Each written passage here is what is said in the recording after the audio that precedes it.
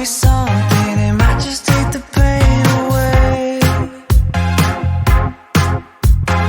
Eto na nga guys at magluluto tayo ng ating kanin, 'di ba? Siyempre sa masarap na ulam kailangan tayo may kanin, 'di ba? Hindi tayo ngayon diet kasi weekend ngayon, guys. Pag weekend talaga is nagluluto ako ng kanin dahil 'yun ang aming pagkain. Pag Sabado, Domingo lang naman kami kumakain ng kanin, buwan ako. Kasi yung anak ko kumakain din siya ng kanin Lunes o hanggang Biyernes, depende yun kung may matira. Actually, vegetables talaga ang kinakain namin o mga karne-karne ganun guys at saka prutas. Hindi naman kami masyadong kumakain ng kanin kasi parang kumbaga is nasanay na kami ng pagkain dito. So eto na nga at ako'y ah sinipag at ito'y gagawin ko ngayong aking ginataan na pakbit na gulay. Kasi guys, nung isang araw ko pa to binili, kaya lang nakalimutan ko talaga magluto nito kasi nga po may ulam kami nung isa pang araw. Total sabi ko weekend naman ngayon at magkakanin kami, kaya magluluto na rin ako. Kaya tingnan nyo naman yung kulay ng aking mga vegetables guys. Medyo pabulok na siya. So nanginaya naman akong itapon, dilutuin ko na lang. Total mapapakinabangan pa naman. At ito na nga ang inuna ko ay yung ating ampalaya. Hiniwa ko siya sa gitna at tinanggal ko yung pinakalaman niya guys ng kutsarita. Maliit lang naman yan guys yung ating ampalaya. Pagkatapos hiniwa-hiwa ko siya ng maninipis at itong pimento pardon, ito naman hindi naman siya maanghang. Kasi ang tawag namin dito guys, pimento pardon, ito talaga tipiko dito sa Spanya. Kumbaga parang pang pika-pika to. Ngayon, ito ang paggawa nila ay inaano lang sa asayte o mantika tapos lalagyan mo ng asin. Pero tusok-tusukin mo muna ng tinidor kasi kung hindi sasaltahan sila guys. At yung atin naman na okra guys yan.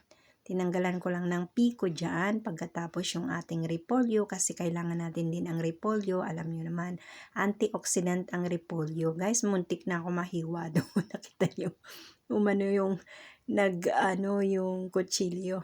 So, ito na nga at konti lang naman ang ating kailangan kasi konti lang gulay ang ating lulutuin dahil para sa akin lang naman ito guys. At yung sobra nga ay nilagay ko sa freezer guys para sa susunod na weekend ko kung may bisita ako o kung kailanman pwede kong kainin yun. Initin na lang natin sa microwave, diba? At hiniwa-hiwa ko na rin ng pa kwadra-kwadra dito yung ating repolyo. Kasi nga po, konti lang naman to kaya ginanyan ko na rin siya yung paghiwa ko. So dinagdagan ko siya guys kasi parang mas masarap yung maraming repolyo guys, 'di ba?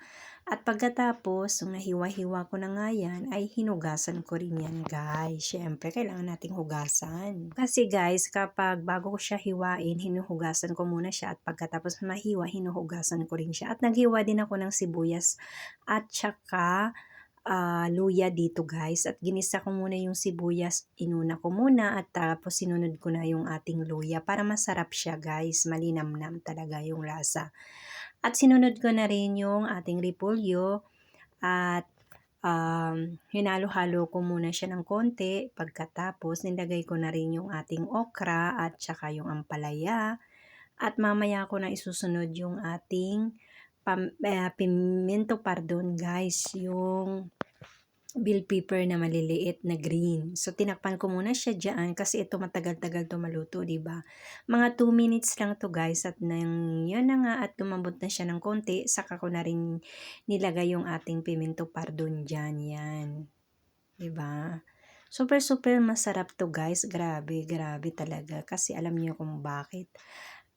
Dilis or sardinas na maliliit yung aking dito sa guys at nilagyan ko na rin ng asin, pamintang durog, yan, ganyan. Pamintang durog lang ang pinaka-importante dito guys. Pwede rin naman lagyan yun ng chicken cubes or Ako kunting asin lang kasi maalat na yung ating tuyo na sardinas na maliliit yan. Hindi yan dilis guys kasi nagkamali ako ng sinabi ko, akala ko dilis yan.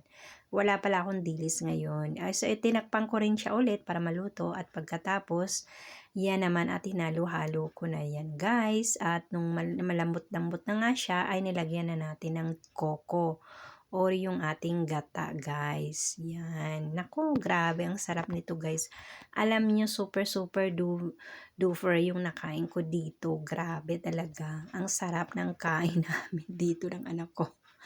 Grabe, super. At haluin na natin dito at pagkatapos takpan ulit natin para lumambot siya at sumuot yung kanyang mga gata-gata. 'Di ba? Yan ang pinaka-importante, kailangan takpan natin pero mahinang apoy lang ang ano natin dito guys kasi baka masunog, sayang naman. At gusto ko ng tikman, grabe. Talagang hindi na ako makatiis sa sobrang init guys, napaso ako. Nabitiwan ko, o yan. Okay na yung lasa at ilalagay na natin sa ating mangkok na malaki, 'di ba? Yan. So, eto na nga ang ating resulta ng ating pakbit na gulay. At dito naman yung aking adobado na lomo, guys. Yan ang tawag namin dito. Pero ito ay marinated loin. I-grill natin to, guys. Plancha natin to sa kawali, okay? Hindi sa uling, ha? Parang ibulta lang natin to sa super duper na mainit na kawali na may mantika. At tinagyan ko nga ng ating bawang na durog at saka pamintang durog at kaunting asin guys. Tapos, dapat super duper na mainit yung ating kawali. Kasi ito guys, kailangan yung unang bagsak ng kawali ay super init kasi nga para siyang magiging parang barbecue kumbaga. Ganyan. Kaya lang sa kawali natin gagawin. Kaya yan, nakita nyo kung paano paggawa ko niyan. So, marami to guys. Kaya mga ilang batch ang aking gagawin dito. Tatlo lang kasi malapad yung karne. So, gusto ko talaga ay maluto talaga siya ng maayos. Kasi mas masarap kapag toasted siya. Pero madalian lang to kasi pag pinatagal nyo siya dyan guys na hindi mainit na ang kawali ay magda-dry din siya. So, matigas siya pag lumamig. So, kaya kailangan, importante dito ay talagang yung bang pagluto nyo super duper mainit yung ating kawali. Kung lalagyan nyo na lang naman din ng mantikilya or butter, depende yun ha. Lalagyan mo na ninyo ng kaunting asayte o mantika para hindi siya masunog. Kasi kapag nasunog na yung ating mantikilya or butter, hindi naman maganda yun guys. Hindi masarap na yung karne, mag-iiba yung lasa ng karne, okay? Pero ang mas masarap dito ay asayte or mantika lang. Okay na yun guys.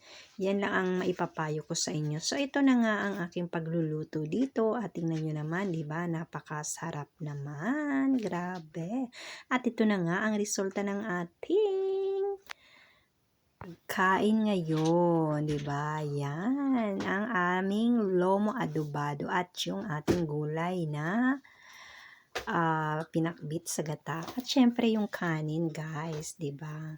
So, eto na nga. At syempre, lagi tayong magpasalamat sa Panginoong Jesucristo sa lahat ng biyayang natatanggap natin sa ating pang-araw-araw. Saan man tayo pumunta, ay sana gabayan tayo, spiritual at lahat financial man, pero hingiin natin yung guys ng taimtim sa Panginoon, okay? At ang problema, syempre lagi nandyan habang nabubuhay tayo sa mundo, lagi tayo may problema. Ang gawin na lang natin ay solusyonan natin ng maayos at madaliin natin para walang ibang masasaktan, walang ibang mapiperwisyo, 'di ba? So, kailangan natin gawin. At syempre, mahalin natin ang ating mga sarili para magabayan natin, maprotektahan natin ang mga mahal na rin sa buhay, 'di ba? So, guys, hanggang dito na lang po ang aking video. At kung nagustuhan nyo naman, please like and share and subscribe na rin. At sa aking Facebook account ay Gigi Voicing lang.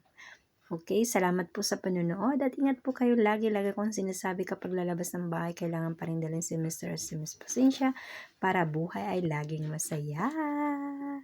Unang suwa para sa inyo guys. Super duper sarap. At bye-bye!